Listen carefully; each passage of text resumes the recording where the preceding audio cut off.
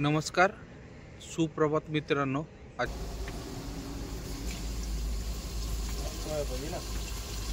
टाकते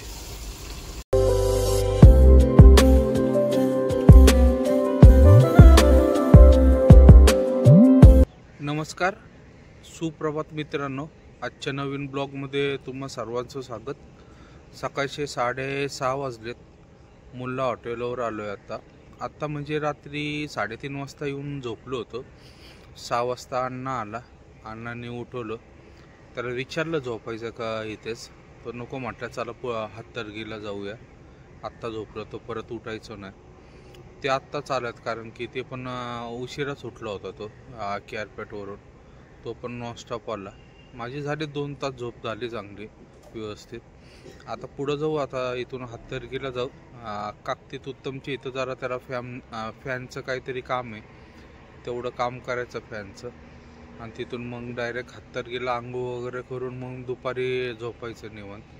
कारण की ऊन फार असल्यामुळं तो पण कोणच चालत नाही दुपारचं, तर तिथंच झोपायचं म्हणतात. तर आता इथं चहा वगैरे प्यायचं आहे. जरा चहा वगैरे पिऊन लगेच निघायचं. पुढचा प्रवास आपला चालू. तो तोंड हातपाय वगैरे धुतात ते सगळेजण. माझं तोंड हातपाय वगैरे धुवून झाले. आपल्या गाड्या इथं मागं दिसतात बघा. 3 गाड्या आपल्या त्या.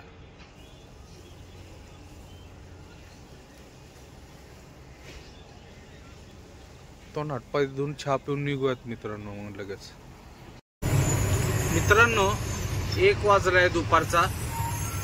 निप्पाणीच्या घाटात आहे आता.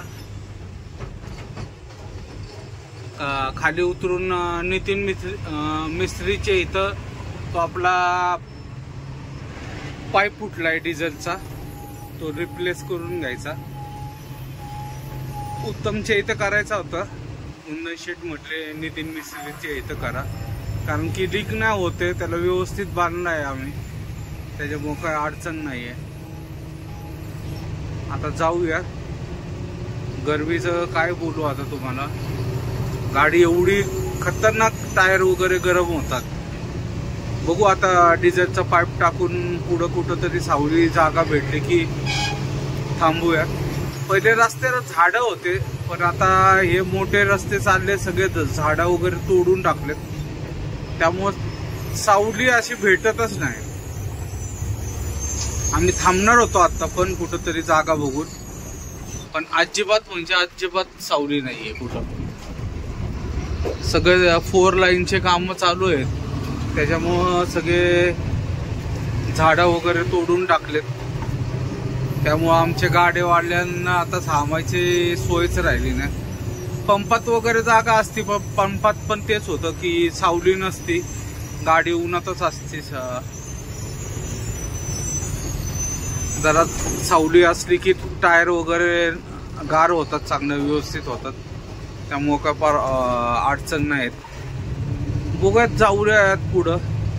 आहेत पण ते डायरेक्ट कोल्हापूरचे इथं आहे, पण लोक तिथं पण आहे ना लवकर जाऊन जागा धरून थांबलेले असतात. आणि एकदा दुपारी थांबले की 5-6 वाजेपर्यंत कोण जागा सोडत नाही. बघा डोंगराचं काम म्हणजे सगळं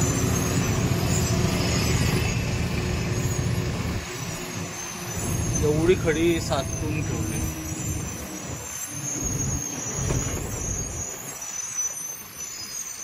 तेच फोडतात, त्याचीच खडी वापरतात रस्त्याच्या कामासाठी. वरती गाडी आहे बघा. पलीकडच्या साईडनी रस्ता आहे त्याला जायचा. इथं ब्रिजचं काम चालू आहे परत. जाऊयात आता पहिले नितीन मिस्त्रीच्या इथं. जवळच आहे इथं. घाट उतरला की 1 किलोमीटर मध्ये त्यांचं गॅरेज आहे लगेच. दुपारचे 2:30 वाजले मित्रांनो. आता कर्नाटकच्या बॉर्डरच्या जवळ आलोय आपण. आपलं काम झालं, डिझेलचा पाईप वगैरे बदलला आणि निघालो तिथून. आपल्या बरोबरच्या 2 गाड्या पुढे गेल्यात.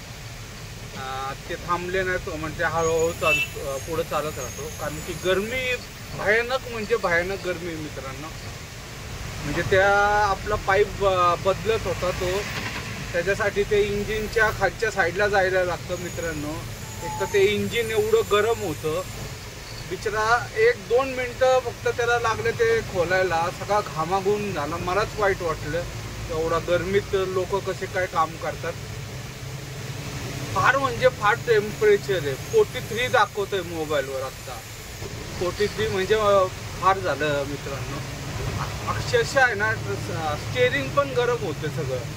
मी फॅन पण चालू करून गाडी चालवतो. साध्या चढायला गाडीचं टेम्परेचर 90पर्यंत जात आहे. एवढी गाडी गरम होते आणि थांबायला जागाच नाहीये. सगळं झाडं म्हणजे नाहीसेच झालं. हे बघा, इथं रस्त्याचं काम चालू आहे सगळं. रस्त्याचं काम चालू असल्यामुळं झाडं सगळे तोडल्या गेले आणि झाडं आहेत इथं छोटे छोटे. त्याची सावली काय रोडवर पडत नाही आणि रोडवर थांबता पण येत नाही, कारण की हेच रोड चालू आहे. त्याच्यामुळे एवढं अवघड झालंय ना, अजिबात म्हणजे अजिबात सावली नाहीये कुठं थांबायचं म्हटलं तर. आता बघू, ते म्हटलेत पुढं तरी थांबतो आम्ही, जागा भेटली की तुम्हाला कॉल करतो. कोल्हापूरच्या आसपास आहे 1-2 जागे जरा सावली थांबता येतं, पण तिथं गाड्या नसल्या पाहिजेत. बघूयात आता काय होतं. चालू आहे हळूहळू, एकदम सावकाशच चालू आहे. 40च्या स्पीडच्या पुढं मी स्पीडच देत नाही, एवढा निवांत चालू. 40च्या स्पीडने फक्त चाललोय. चलूयात मित्रांनो, आता बॉर्डर येईल, कारण की हळूहळू जिथपर्यंत जात आहे तिथपर्यंत जाऊयात मित्रांनो. 7:15 वाजलेत.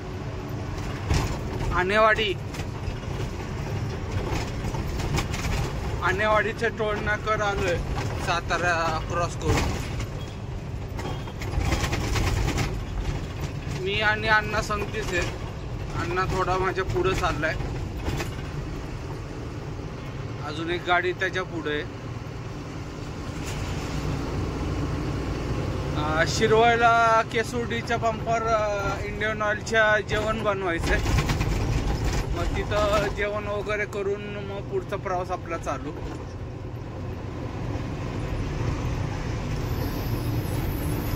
आठ वाजता पार्टीला फोन करायचा, मग तो सांगल किती वाजता यायचं, त्याच्यानंतर ठरवूयात. रात्री 2-3लाच बोलवल,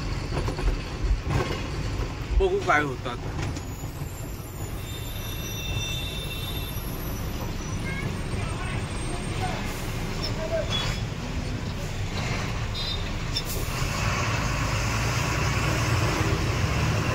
लवकर खाली होईल. ऑर्डर तर नाही घेतलेली कुंदन शेटनी, कारण की आपल्याला एक लग्न 21 तारखेला मित्राच्या बहिणीचं पोरीचं लग्न आहे संडेला. तिथं जायचंय. कुंदन शेट आणि माझा लहानपणीचा मित्र येतो, त्यामुळं जायलाच लागणार त्या लग्नाला.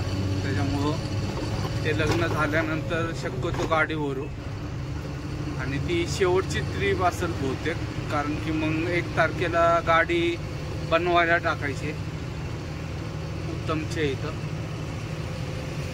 बघूयात आता काय होतं. अजून काय प्लॅनिंगमध्ये चेंजेस झालं तर सांगू नाही शकत. झोप येते परत, कारण की 2 सकाळी झोप झाली. उन्हात गाडी चालून कंटाळा आला. अजून पण गरम वापस आहे मित्रांनो. एवढं हीट आहे ना, इंजिन सगळे गरम वापस मारते. गाडीत असं बसवत नाही, सगळं पाठ वगैरे सगळी ओढली झाली. त्यात आंघोळ नाही केली आज. मेन म्हणजे हातर्गीला आंघोळ करायची होती, पण अण्णा म्हटलं जेवण करून आणि लगेच निघू. त्या पंपात सोय नाहीये. पुढं राजस्थानी धाबा आहे, तिथं आहे, पण आता नाही. आता डायरेक्ट उद्या सकाळी घरी जाऊनच 9-9:30 वाजेपर्यंत आपण घरी पोचू. सकाळी गाडी खाली होईल टिंबर मार्केटला आणि घरी असू आपण. आपल्या जास्तीत जास्त 10 वाजेपर्यंत घरी असणार. तर जाऊयात पहिले मित्रांनो केसुडीच्या पंपात जेवण बनवायचंय. बघू आता काय बनवतात, काय प्लॅनिंग करतात जेवणाचं ते.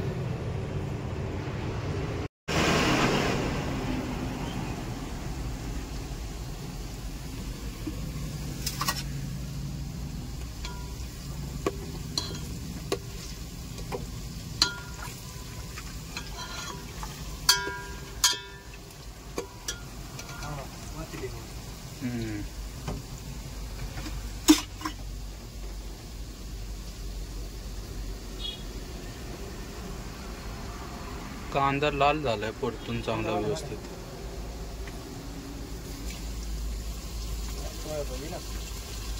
टाका ते.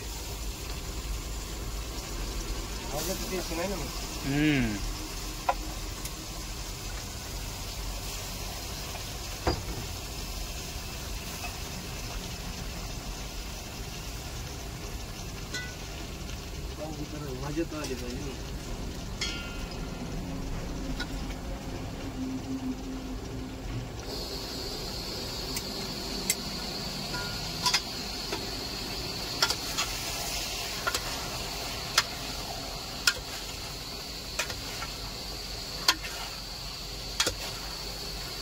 रात्रीचे 12 वाजलेत मित्रांनो. शिरवळच्या पंपावरच आहे. जेवण वगैरे झालं. आता निघायचं, कारण की 3 वाजता गाडी खाली करायला बोलवलं. इथून एवढा वेळ लागत नाही, एक जास्तीत जास्त 1.5 तासात आम्ही पोचू. तर आजचा मित्रांनो हा ब्लॉग इथेच समाप्त करतो. ब्लॉग आवडला असेल तर लाईक, शेअर आणि सबस्क्राईब नक्की करा. जय हिंद, जय महाराष्ट्र, शुभरात्री.